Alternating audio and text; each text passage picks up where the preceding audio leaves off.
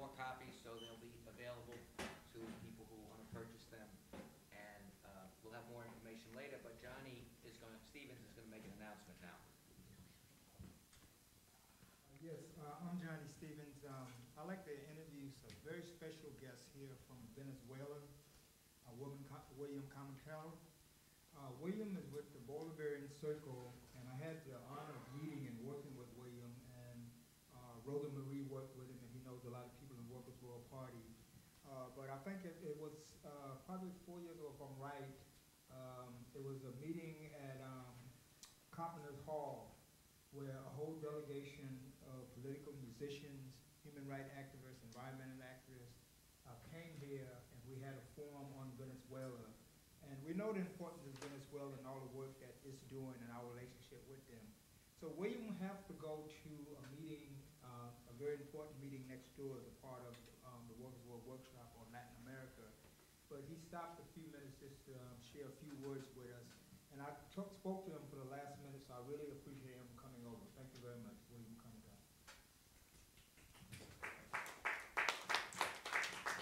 Thank you very much. Thanks for inviting me. I have been working in solidarity with Venezuela for over 15 years already.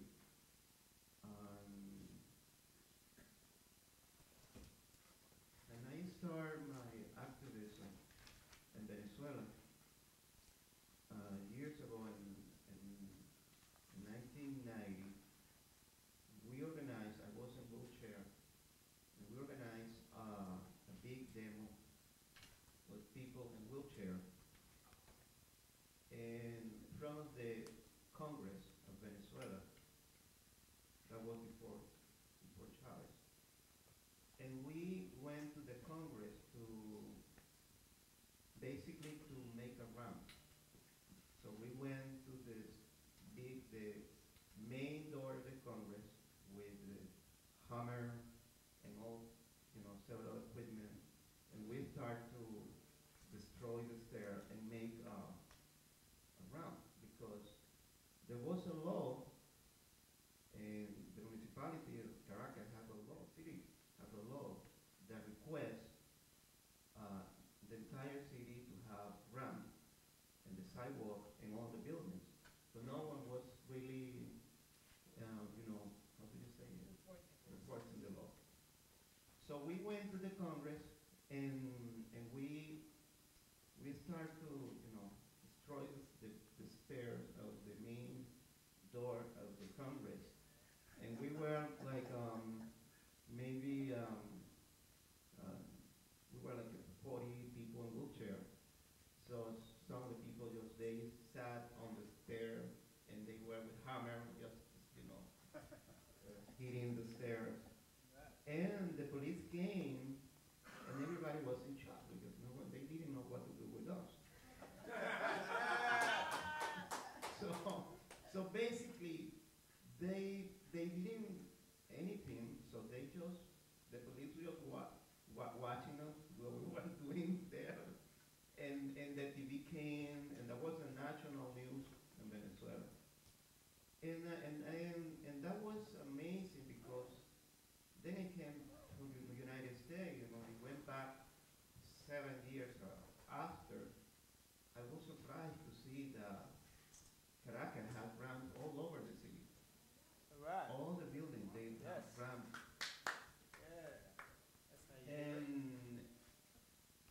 And so that's something that I wanted to share. But also, I want to say that thanks to the Bolivarian Revolution, so the Bolivarian Revolution, and the Constitution, is mandate every corporation, every institution from the state to have 5% of the people, to employ 5% of the people.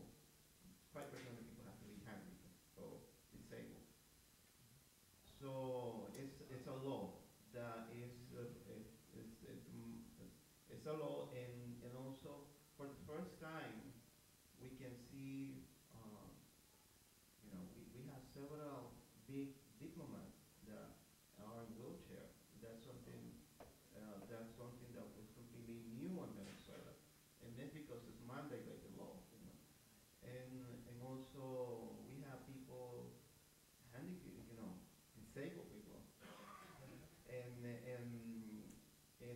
very important position in the government. So, and the other thing I want to share is, yes, we have another word that we really hate, like handicap. It's in Spanish it's minusválido. So minusválido means like Yes. yes. So we really hate that word. And in Venezuela and the movement, people don't use that word at all. And there is a huge campaign of the movement to really don't use that. What is the correct word in Spanish that would be acceptable? That's something very, because what the word that people are using is handicap right now. Discapacitado. Discapacitado, handicap. Those two words. But I think that discapacitado is the most common. Better than, But also it's, for several people, discapacitado is like, not capable. not capable, yes. So that's why I asked the Yes, question. it's something because very, in it's Spanish very, always have this- it's very, I don't know what right now there is a huge discussion about the term. So there are several, and there is a commission in the National Assembly that is discussing all these issues. What's the best term to use to, and there are a big number of people that we are involved in. So that's something that probably for the next year we will have a new term, and when everybody will be agreed. Yeah. Well, basically that's what I wanted to share. So That's a I'm great sorry. story. I'm sorry.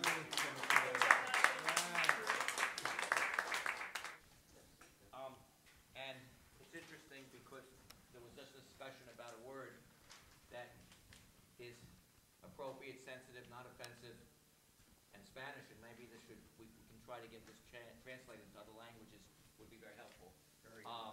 But it's interesting because the way this document was produced is I had to give on a panel in my union on the Americans with Disabilities Act training for the members of my union, and for the training we used what we had used in the previous one training, which was about 3 or 4 years previous, and I found that it was very poor what was used. So I went to the internet and I looked at different disability etiquettes that were out there. For example, the one that was used completely omitted emotional, mental, psychological disabilities. It omitted some what's called hidden disabilities that aren't physical. And I compiled this list. And it was accepted in my union, and it was accepted at the forum on July 20th, except there were some comments that were very helpful from some people with disabilities. One in particular, which is consistent with this, is that the word disabled is offensive to some people with disability. There's a woman who was blind who spoke up and said that she didn't feel comfortable being called disabled because, like, if a car is disabled, it doesn't work. And I'm speaking to people in my union about trying not to use the word disabled, as well as not using the word handicap, and trying to use the word people with disabilities. When I write, sometimes I forget, I proofread and edit myself. So this is a growing document, and Some people even say differently. Yeah, I was gonna say that. what's that? Differently abled. Right, right.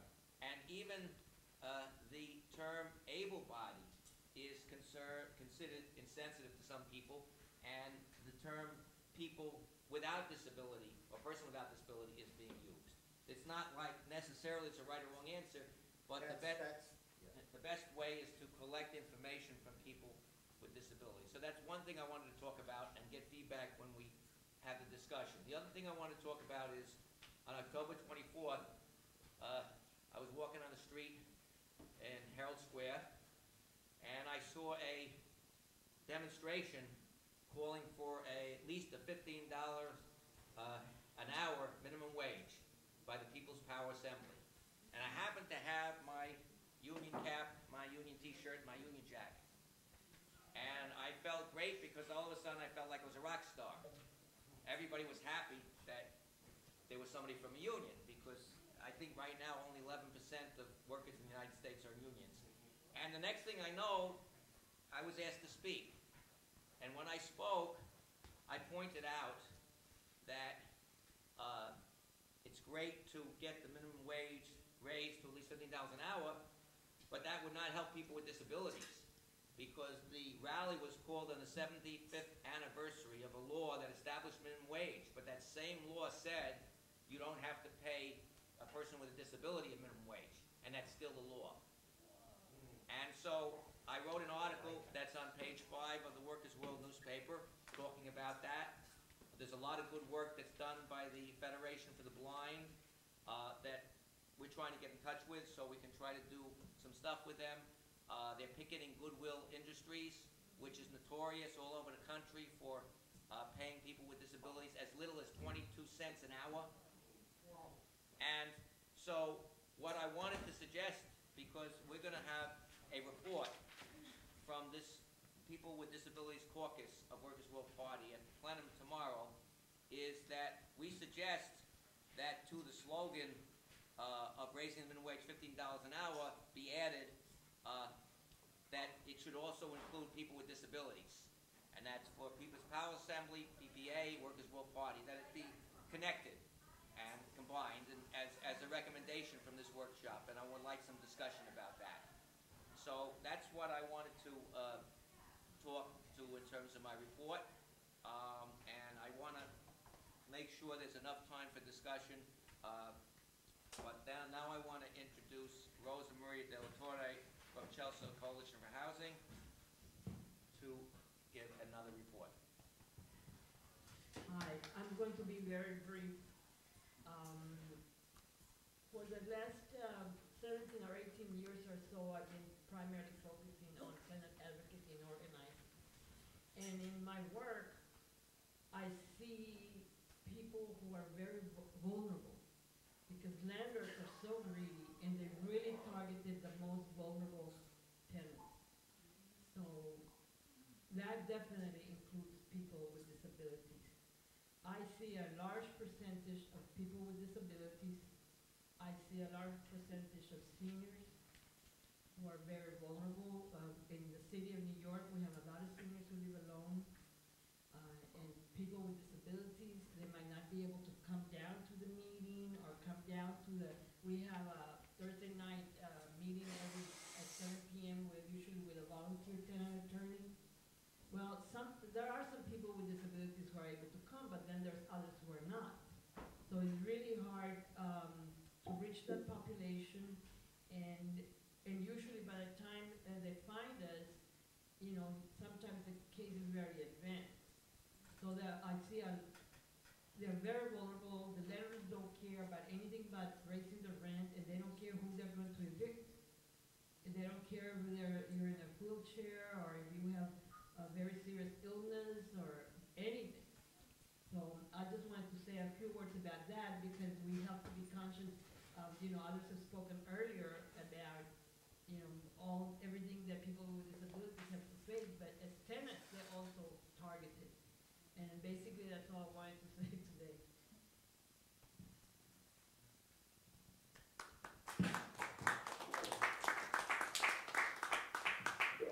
Thank you, Rosa Maria. I also want to announce that one of the contributing writers for Workers' World newspaper, also a person with disability, Gene Clancy, is on the phone from Rochester. Hey, Gene.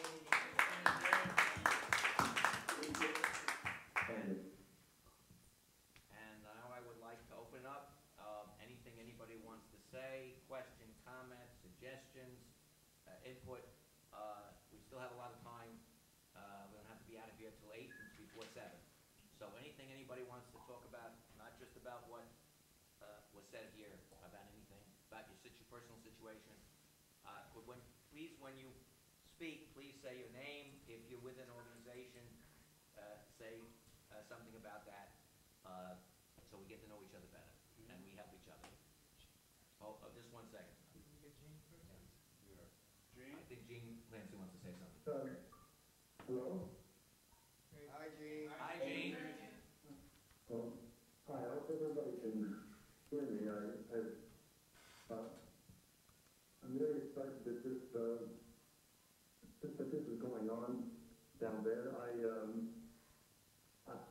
basically appreciate the comments that were made by the brothers about the article in Workers' World, which I just read today about minimum wage needing to be applied to people with disabilities as well. My comments aren't especially planned, but there has been, over the years, that I've been with the disabled, well, the people with disabilities movement, is that there are many oppressions. And, you know, people with disabilities suffer an oppression. But it's often not the only oppression that they suffer. And I'd just like to relate just a couple of examples that are fairly recent from Rochester, New York, where I am right now. One is within the past year, and one is maybe a couple of years ago. The most recent one involves a black man in the black community, the black community of Rochester, who is sitting in his power wheelchair at a bus stop. And the police, having made an arrest somewhere else in the area, are all excited and decide that they would like to have everybody move out of the area. Because apparently some people were walking around, you know, a huge crime. So they asked this person sitting in his wheelchair at the bus stop to move. And to move right then and there. Now, I'm sure many of you have had the same experience I have anyway, a number of times, of actually being at a bus stop and then having sometimes the bus pass you by. If you're not actually at the bus stop, then you basically have no chance to catch the bus. And the bus was on its way, so the person involved put up with just a mild protest. Thereupon, the cops decided to physically assault him, push over his wheelchair, and mace him, and put him under arrest, and take him downtown, and charge him. The police are still supposedly conducting an internal review, which of course almost certainly will whitewash. And they even went so far as to not even drop the charges against this person. Now, what that points out, I think, is that all of these oppressions are connected. And the oppression from police brutality is connected to the oppression from being disabled or being a person with disability. The other example I just wanted to mention was in the same oppressed community. A couple of years ago, a man, his last name was Blackman,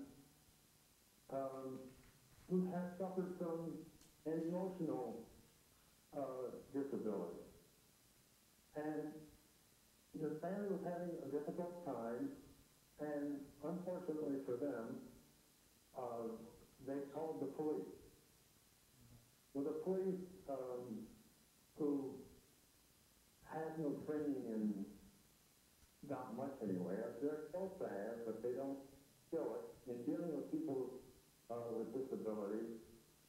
Well, they came all right, and pumped 5 bullets into him and killed him.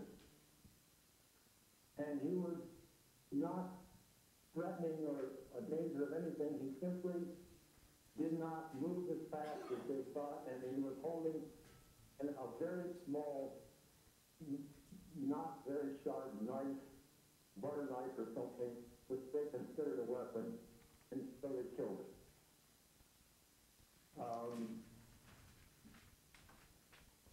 The reason I bring this up is that occasionally in the movement, it may not be so much now, I'm talking about the movement of people with disabilities or other disabled, that sometimes there's been a tendency of, not just among them, but with people who suffer other oppressions, to get so focused in on their own oppression, which is significant, that sometimes they begin to think or take a view that one oppression is somehow more oppressive or superior or deserving more of attention than another. And all that does is serve to unfortunately sometimes divide people, divide the movement, divide workers and everybody. And I think it's important for us to think about the fact that almost everybody except the ruling class suffers some oppression, that many people suffer double, triple, quadruple oppression, and that many of those people are persons with disability. Thank you.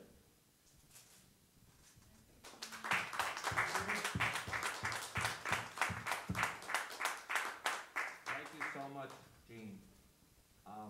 Okay. Shirley, Yes, hi. please say who you are and your I'm organization. Shirley Lippman. I also am a member of CWA 1180, People with Disabilities Committee. And we recently had a speaker. Shirley, could you hold, please? Sure. Thank you very much. Come in. Welcome. Welcome. A couple over on that side. Come this way. Welcome very much. Thank you. Give me 1 minute.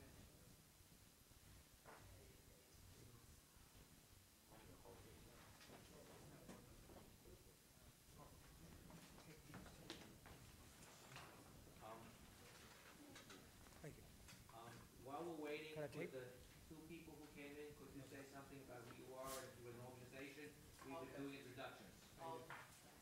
Thank you. Hi, I'm Lou for everybody. I don't know if anybody else said that name in here. No? Oh, one of the Lupe in here, okay. Because it's Lupe Fiasco. And I happen to be in the cultural arena of Wow Cafe is where I'll be doing my show, December 15th, which is a Sunday. And we do support disabled liberation because we finally got an elevator in that damn building.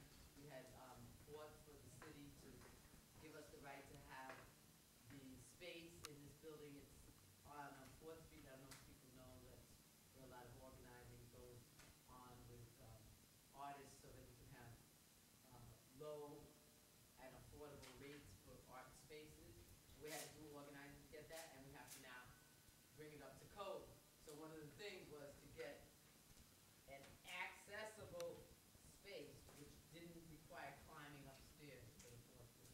And we'll soon be fixing the bathroom area so a wheelchair can get in. That's great. Okay. And tell us something about yourself. Yeah, my name is Anthony Wilson. This is my first time here. I'm glad to meet you. This is very interesting. There you go. Yeah, I was born, but I'm used to it, It took us how long, a little bit hard. Disabled hard out here. You gotta stay strong though, Yes. Yes. Right. Welcome. Okay. Thank you. Okay. Shirley, please. Shirley. Introduce yourself again, please. I'm sorry. Hi, I'm Shirley Lippman. I am a member of CWA 1180. That's the union for city workers and human rights workers. And I'm on the same committee with Ed for people with disabilities at the union. We recently had a speaker. Her name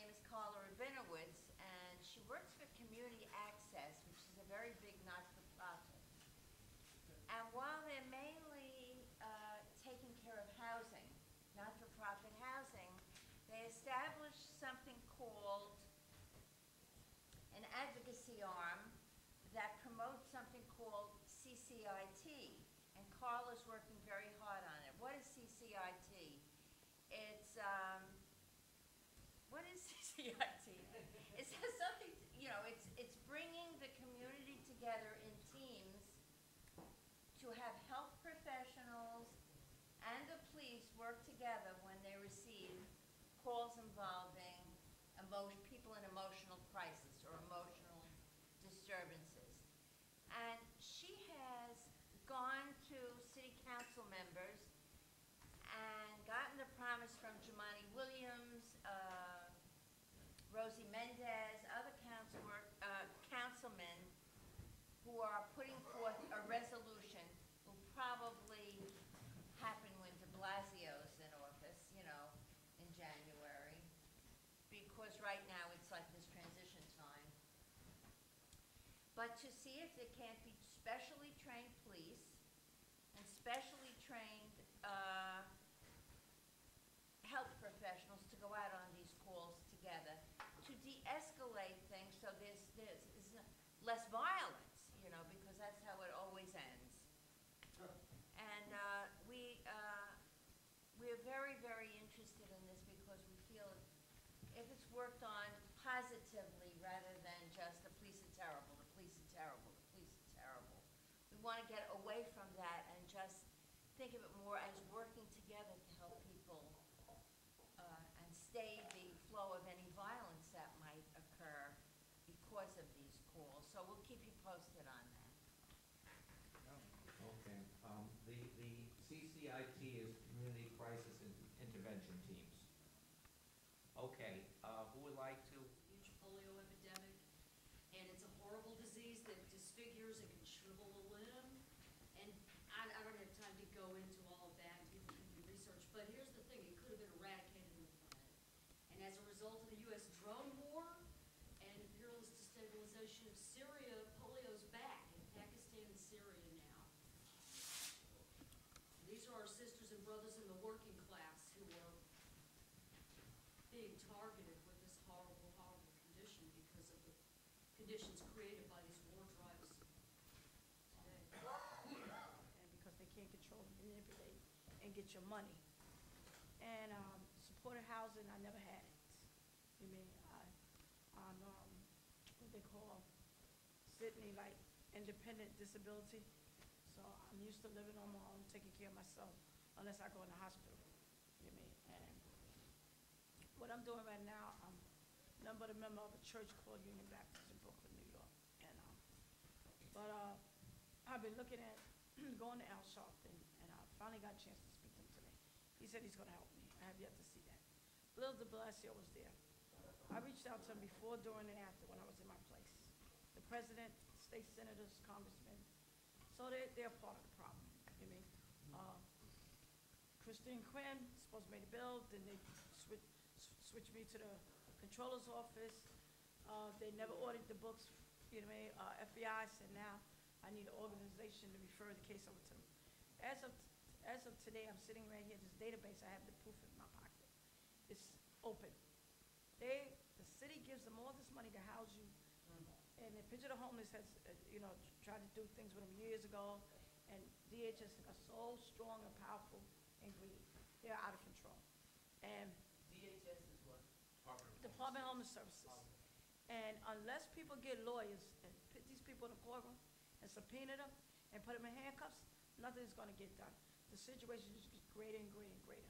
Now, I'm physically disabled in lungs. There's mentally disabled in the street. You're stuck in the shelter. If you're in the shelter system, you're stuck to whenever they feel like they made enough money off of you. There's people they put out with their kids, little infant babies. They don't care, like she said. And we know about landlords. The name slumlord is the more money, because with vouchers and control rent, they can only give us so much. So of course they go for working folks. And everything this mayor has did is unaffordable housing. So what is affordable? And then when they want to house you, they want to house me in something like jail is one cell, but you can't go from a jail to your release date.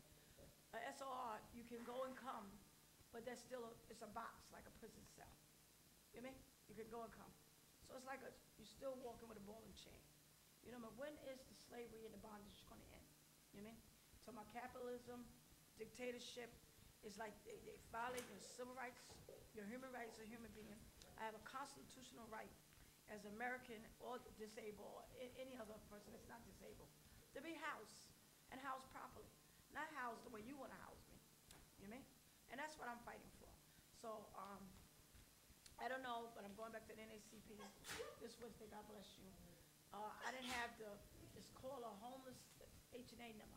It's called a homeless assistance. I'll show you the paper after the thing's over. They get money off of it. DHS cares. There's nothing about DHS cares, nothing. You know, they talk about the system, but everybody got their hand in it. City, federal, and government gives them money. Now, my thing, where I'm gonna put them in court eventually, is that I need a lawyer. But the thing is, if you could house me that way, you're paying 4 times or 3 times more than my rent. My rent wasn't even Closer to the housing, who work with attorneys and have meetings, and so I want to suggest that people who are there from there speak to you, so, you know, so you can speak to an attorney that are connected with them. So we'll set that up. Speak about the situation for my daughter, she has different disabilities than I do. I'm dyslexic and I'm hearing impaired. My daughter has emotional attention and learning difficulties. She's 30 years old. She was recently kicked off Medicaid and food stamps. We had to go to a fair hearing with Medicaid. They didn't send her the forms to recertify. My daughter was in a total panic. She needed an advocate. I advocate for my daughter, as many of us advocate for our relatives, and people advocate for me too.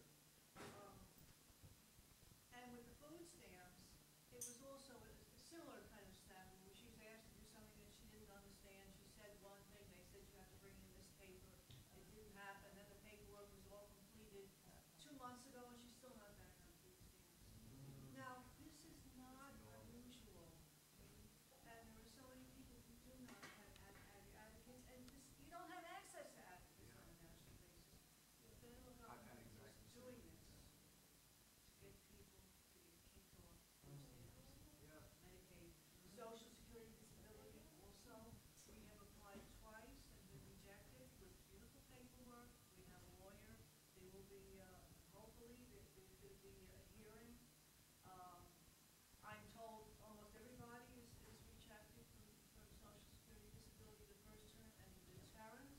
I was speaking to one of my comrades from Atlanta, where she said that they have one of the highest rates of rejection. That takes 3 times to apply to get it when you really deserve it. This is what the federal government thinks of people with disabilities. Yeah. So I think we need to look at that aspect of vulnerability and abuse, and put that into our hopper when we're figuring out what to do. But I also want to just make a comment that those of us who worked on this caucus, we're very different. We have very different disabilities. And what brings us together essentially is that if you have a disability under capitalism, you are considered less than. We come together on that basis, and we fight on that basis. And we struggle to understand each other, and have empathy with each other, and feel solidarity with each other. And that's a big, big thing with the disabilities, the caucus I work so hard, that we build solidarity and respect with each other on a working class basis. We bring it to the front. We struggle to be political people. You know, Helen Keller was a socialist. So how many people know that? In this room we know that.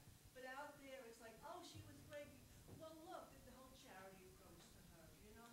And she made wonderful statements saying how the working class has so much more disabilities than other classes because of accidents on the job and terrible conditions on the workplace and lack of medical care. This is our struggle. This is our struggle together with each other and with others. So we struggle to the slogan, from each according to our abilities, each according to our needs. We people who have abilities.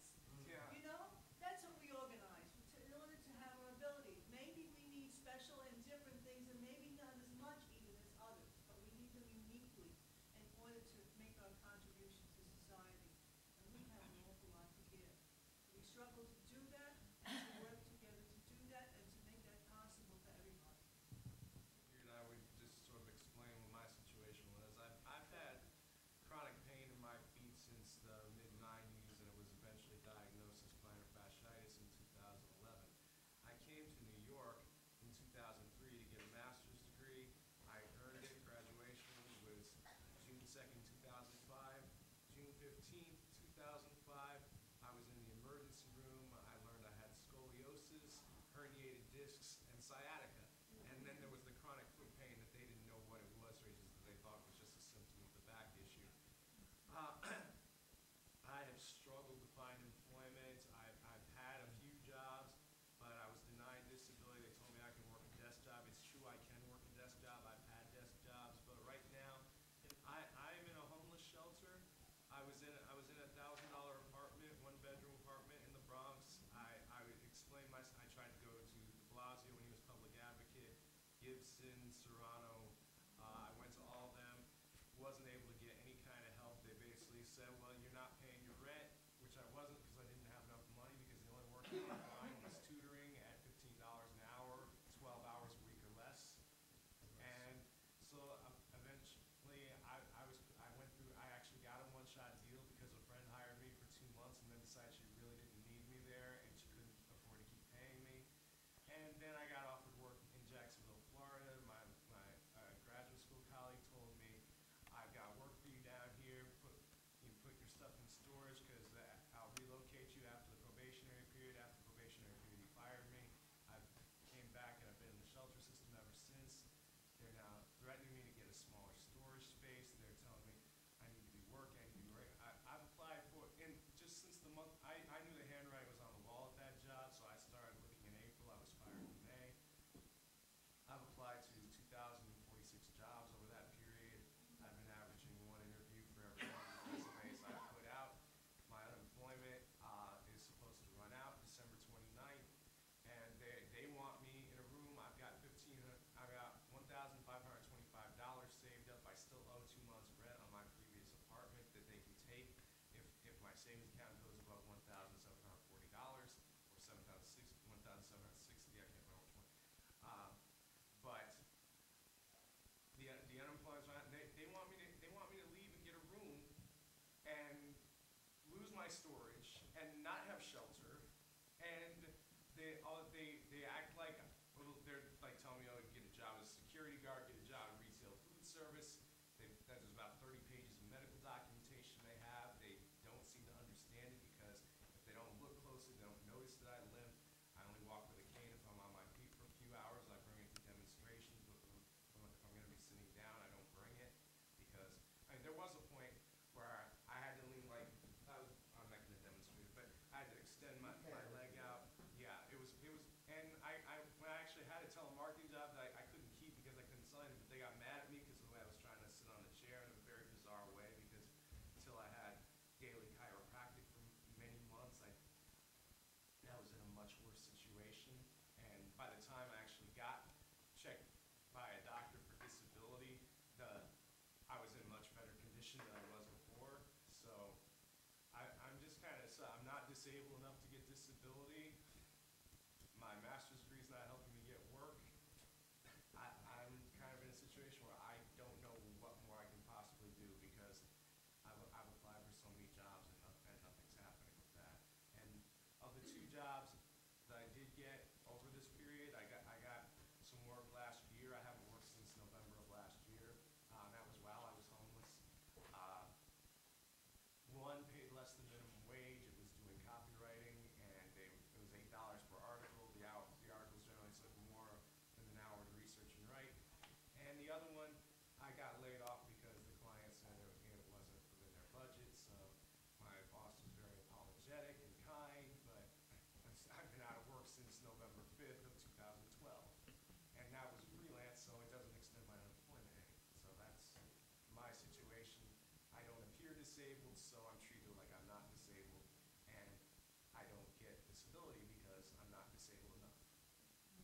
about before. In 2008, I think, the Americans with Disabilities Act was revised to the Americans with Disability Amendment Act. And one of the things that did is it expanded the definition of somebody declaring or identifying themselves as a person with disability. And because somebody denies you something because they say you're not a person with disability, doesn't mean you aren't, because you have a right. Anybody has a right to identify themselves as a person with disability. If you want some benefit that amounts to money, you may have to document it. But it's bigoted for someone who isn't a person with disability to tell somebody else you don't have a disability. Yeah. And there's so many disabilities. I have what some people consider as a disability. I have emotional disability, and and like you, I don't look to most people like I have a disability. And anything that's emotional, psychological, it has special stigmas. What I was thinking about when people were talking about the cops is in Washington, D.C., like a month or two ago, the police murdered a woman, an African-American woman who had a baby, who appeared to have an emotional disability in a car chase. And they said they didn't know the baby was in there. And then they went to her home and said she was a terrorist and all that kind of stuff. And so often it happens that the cops go after somebody with an emotional disability, and they shoot first and ask questions later. And so often it's a person of color, and it's murder. It's raw and simple murder, and it's a good idea, the person that met with the union, to have a medical person with them, because they're not qualified in terms of medical. And and somebody in our union at the meeting used to be a police officer, and said the training they're given is to control the person. And of course, their way of controlling the person is to kill them. Yeah. That's the system. What you're talking about is what the system does to people. $3,533 they paid to keep me in the shelter. My rent was before I left my apartment. My rent was due $1,875. Okay, Rosa?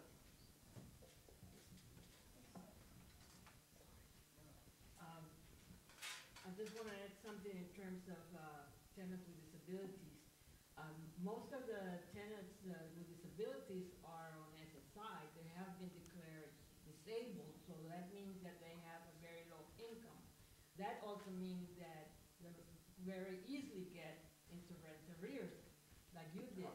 And the primary criteria for getting help with rent arrears is that you will be able to prove future ability to pay rent. So if you already have a very low income, how are you going to prove that? So it's really, really hard, and that's just one more example of how vulnerable tenants with disabilities are. The other comment that I wanted to make is that in all these years, because I've worked with your services too, I'm talking like 20, 25 years, I've only seen one case in a quarter of a century where a person was declared disabled through the first application. Every single other case that I have seen has had to be appealed.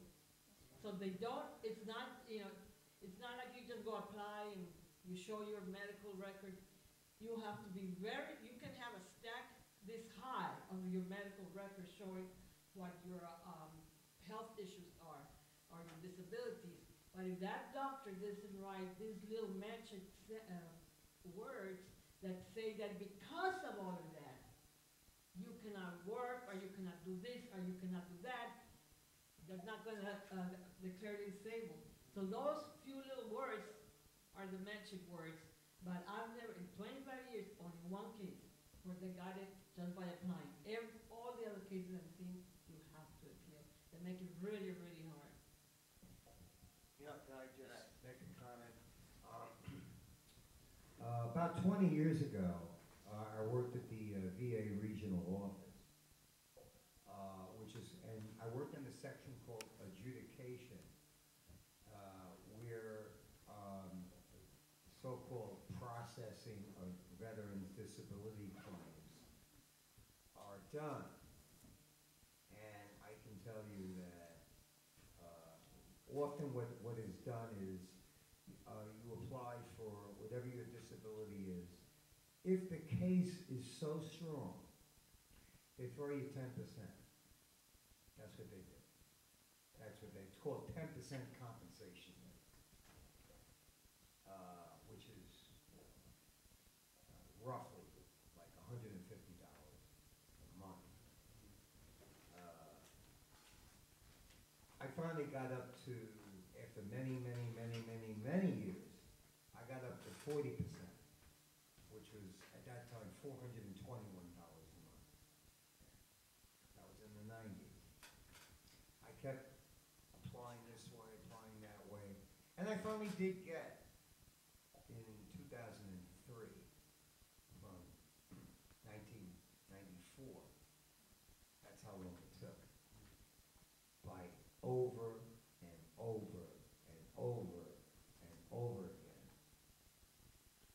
I have to, now that Eddie brought up this woman who was murdered in Washington, you know, with these machismo cops walking around, fucking IDs, you know, and, oh, we're really important. You know what? This woman, who was employed as a dental technician, she was some sort of healthcare technician, and she suffered a traumatic brain injury, which is something I had, by the way, aside from post-traumatic stress disorder from the war. And because of that, she was on medication. Well, because of the traumatic brain injury, then she couldn't keep her job. Then she was taken off the medication that she was on. She was driving in Washington, D.C., and when she got to Blair House, which is next to the White House, there's these like old barricades there. Well, guess what? If you've got limits in your cognitive ability, she got confused. This is really what happened to this woman. And then she panicked. And she backed up and she hit one of the barricades. She thought she was going to get in trouble, and she started driving off. And you know what they wanted to do? They wanted to make sure that she got, because that area where they murdered her in cold blood, it's not that crowded there. There's that round, I don't know if people know, there's like this little fountain, you know, and it's a circle. You know, DC has a lot of, but this is very small. And what they did was they got her isolated. She was so scared and so traumatized that her crime was that she started running completely unarmed, completely, from her car. And they opened fire. And it took them 4 hours to identify her. Can you imagine how many times that poor woman was shot? Can you imagine how many bullets riddled her body by these terrorists? That's what, they're the terrorists. They're the ones who provide the terrorism, you know? And in fact, that's exactly the scenario we have today. Terrorists, right? People are being called terrorists who are not terrorists by terrorists. I mean, John Boehner isn't a terrorist. The Teabaggers aren't terrorists. I mean, please, are you kidding me? If you terrify someone, you are a terrorist. So I really, I gotta say, I think about that poor woman all the time, and I think, what would have been the outcome in a socialist country? Do you think that would ever happen? I also, if I can just skip over to this thing about, I know Eddie said it, about how some people, I know actually, some people with disabilities who use the term handicap. But they're forceful and militant on the issue. They'll be in a movie theater and they'll say that. And, so sometimes you have to kind of, I'm trying to think of the right word, navigate, your language. For instance, and I'm going to give you an example. Even here, we have the one that says, where is it? Okay. People who are short, right? We know what some of those words are, right? And, people like that, most of them I know, hate these words, right? However, on our line where it says use inappropriate, a little person, or person short of stature. Now, if you actually go to the, English dictionary, Oxford English Dictionary, and you read what that means, short of stature, right? It's not offensive. But many people who are not as tall as most of us in this room, stature is considered a word of importance. So therefore, you gotta be careful using that word. Because somebody might say, oh, you short of stature. Wait a minute, I'm not as important as you are? Because I have less stature than you? That's what happens with words and with meanings. Recently, I had to negotiate in Woodstock, New York. Are you ready for this? They had a wheelchair ramp. You know what was in the middle of the wheelchair ramp? Stop sign. Oh yeah, in the ramp. It was kind of on the side a little bit, but let me tell you, got a wheelchair, and people, they don't. And then the restaurant made this bench outside a tree. You know what most people don't realize? When you go across the street in a wheelchair and you want to go up the ramp, probably 30–40% of them are fucking cosmetic. They're not functional. How many times I've seen a perfectly good wheelchair ramp by the VA hospital, and then maybe there's some work done, and now, there's the wheelchair ramp, but the surface of the street